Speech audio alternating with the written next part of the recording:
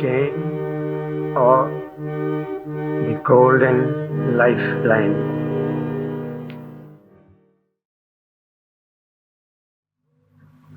As slow our ship, her foaming track against the wind was cleaving, her trembling pennant still looked back to that dear isle 'twas leaving. So loth we part from all we love, from all the links that bind us, so turn our hearts as on we rove to those we have left behind us.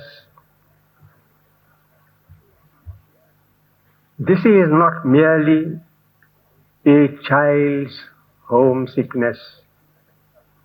It is a fundamental note of the human nature as it is at present constituted. We always look backward. We always are tied to our roots. And it is with great difficulty and much effort that we advance and go forward or upward away from our origins. In a nobler language, this is called tradition.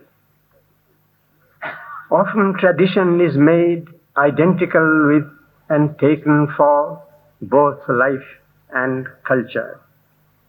Denying the past is looked upon almost as refusing the source of life and light. Viewed from another standpoint, this harking back to the past, to the roots, as we say, is the greatest obstacle to human progress. Man progresses, indeed the whole creation advances by breaking with the past. The leap from the mineral to the plant, from the inorganic to the organic, is the first and most significant break. Even so are the progressive breaks from the plant to the animal and from the animal to man. In man too, similar progressive, that is, radically progressive steps or leaps are recognizable. The ape man without tools and the first man with tools mark very different stages in human consciousness and life. And we have carried on more or less the same manner of progression till today. But against this forward movement of nature, there is a counter pull backward. The principle of inertia, of standing still, is of the very nature of matter, the basic fact of creation. The force of gravitation, Earth's pull, does not allow you to shoot up. It brings you down. And if you stand erect, the innate tendency of the body is to sit down or lie flat, obedient to the earth's attraction. This physical inertia acts also upon the mind, including the vital consciousness. This is translated in the consciousness as an attachment to the past, to what man has been familiar with. Conservation is the term in respect of physical nature, and atavism is its expression in human nature. It is so difficult for man to leave the beaten track, for that means risk and danger. Our thoughts and movements are all shaped in the mould of the past. We carry out what old habits have instructed us. Any new thought, any new act we happen to come across We seek to link to an antecedent or precedent similar in kind or form. It is a never-ending succession, a causal chain that makes up our life, the present being always produced by its past. That means the present and so also the future is only another form or term of the past. What is not in the past is not in the present or the future. That is to say, such is the constitution of our consciousness and nature. There is a natural and inevitable faith and trust in the past, on extension of the past. There is only apprehension for the future, uncertainty in the past. It is not that conscious intelligence of man is ignorant of the truth. His reason and higher perception surely sees and acknowledges it, but the life impulse that moves him, his spontaneous energy and instinct, turns him away from a dynamic recognition of what otherwise should inspire his movements. The link with the past is of much greater strength than a possibility of the future. It was Buddha's signal achievement to uncover this great illusion, the illusion of an inexhaustible and inexorably continuing past, continuing into the present and into the future. He saw that to be is not to continue into the present and to the future. He saw that existence is not continuity, but a sequence of discrete moments and events. It is ignorance that finds a link in between these entities. They are in reality absolutely separate and distinct from each other. If you can wake up from this ignorance as from a dream, you will find they all disintegrate and disperse and end in nothing.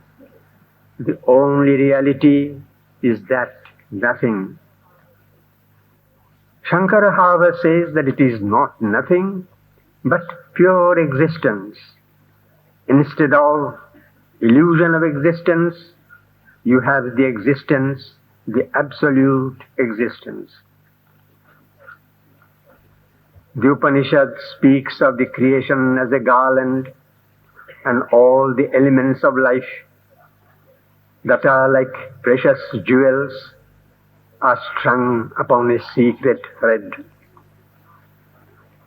Indeed, it is not on nothing but this multiplicity which is the creation is standing and holding together.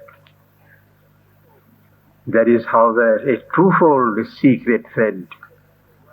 One that binds together a world of ignorance, that in fact is the thread of ignorance which passes through, even keeps alive, as it were, all the expressions and embodiments of the ignorance, pain and suffering, greed and hunger, egoism and selfishness, and all forms of what is called evil. But it is the apparent world. Even so, it is not pure delusion.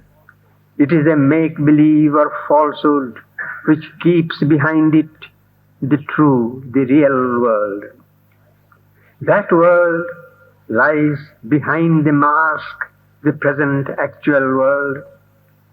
It is another world of light and truth, power and delight and purity.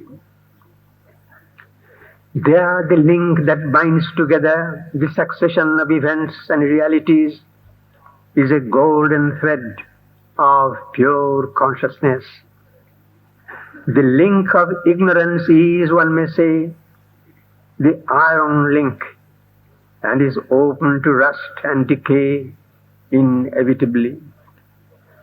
It is the link that binds together the ordinary life of ignorance, that pulls always backward, clings to all that has gone by, seeks to extend the past into the present and the future, feels unhappy if that is disturbed.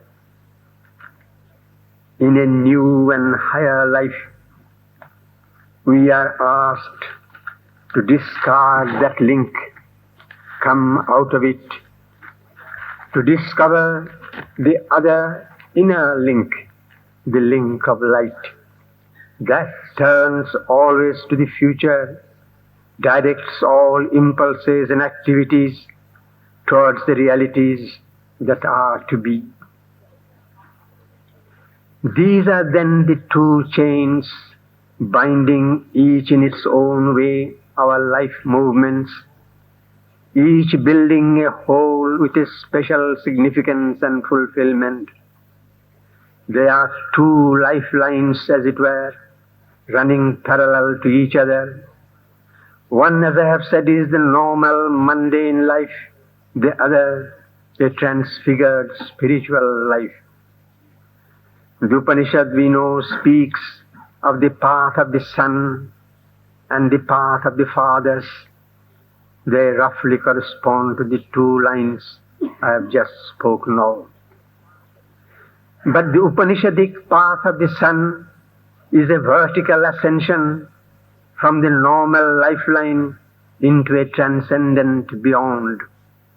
What we meant was not an ascension beyond, but a parallel growth in transformation. That is to say, what we refer to as the lower iron links are to be transmuted into the golden ones, not breaking or dissolving them. The problem is to find out the secret of this alchemy that transmutes the iron links into the golden ones. Psychologically, the Buddhist way is a great help, even if it is not the unique and inevitable one towards that consummation. For it dislocates, disintegrates the chain that binds the being to the normal and ignorant life.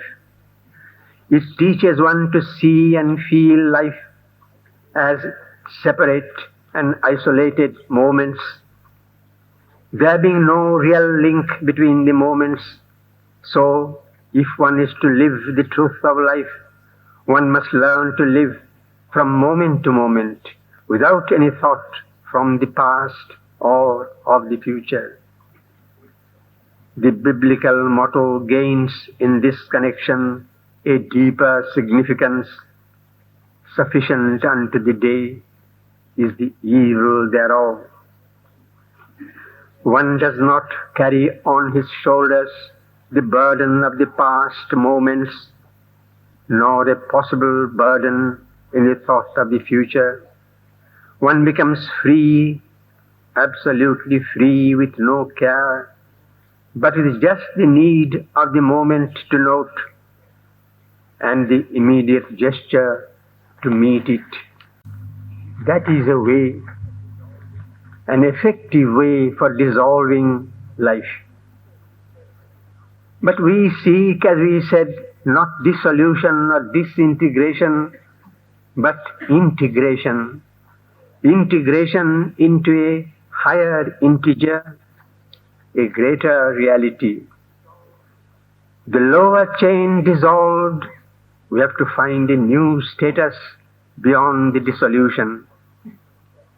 That is perhaps what the Upanishad indicated when it said one has to traverse death through ignorance, perception of ignorance, and then through knowledge, perception of the knowledge, attain immortality. Buddha has led us across death. Now we have to reach immortality. There is a higher line of karma and a lower line running parallel, as I said, to each other.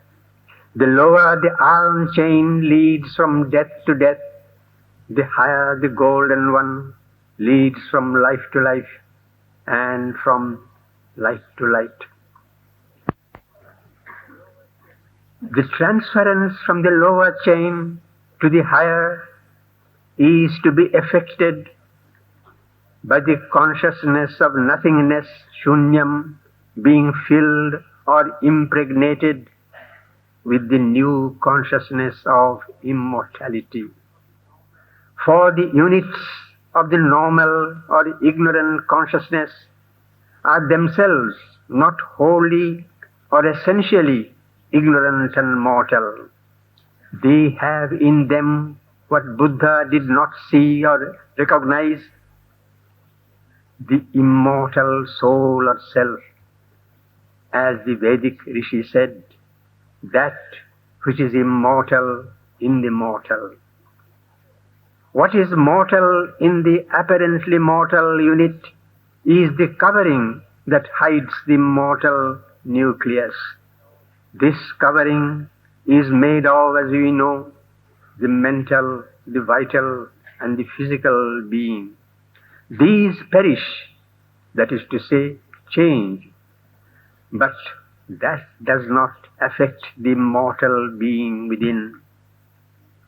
Thus the consciousness is to be drawn away or detached from the covering and hitched on to the unchanging reality within.